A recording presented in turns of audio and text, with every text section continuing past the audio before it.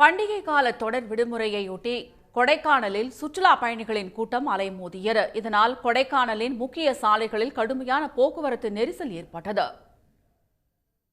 மலைகளின் இளவரசி என அழைக்கப்படும் கொடைக்கானலின் இயற்கை அழகை ரசிக்க விடுமுறை தினங்களின் ஆயிரக்கணக்கான சுற்றுலா பயணிகள் வருவார்கள்.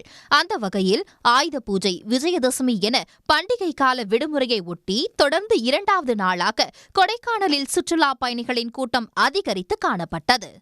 கொடைக்கானல் தான் நாங்கள் ஃபர்ஸ்ட் டைம் வர்றது. நாங்கள் எதிர்பார்த்து வந்ததே குணா குகைக்கு தான். ஆனால் இங்கே வந்தோடனே கிளைமேட் மாற்றி வெயிலும் அடிக்குது, குளிரும் ரொம்ப இதாக இருக்குது. அதனால தான் இந்த வெயிலில் கூட ஷர்ட் போட்டு இருக்கோம்.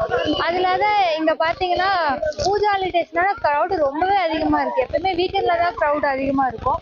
குணா குகை, பைன்மர காடுகள் என முக்கிய சுற்றுலா தலங்களில் குவிந்த மக்கள் கொடைக்கானலின் இதமான சூழலை ரசித்தும் குடும்பங்களோடு புகைப்படம் எடுத்தும் மகிழ்ந்தனர்.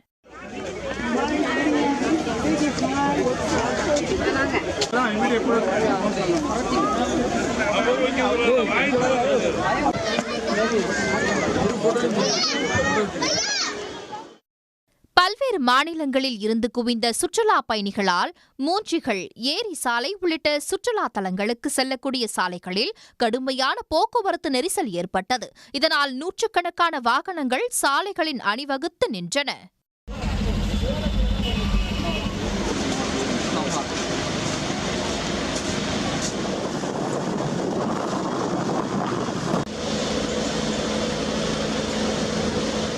இந்த நிலையில் போக்குவரத்து நெரிசலை கையாளும் வகையில் கூடுதல் காவலர்களை பணியமர்த்த வேண்டும் என்ற கோரிக்கை எழுந்துள்ளது.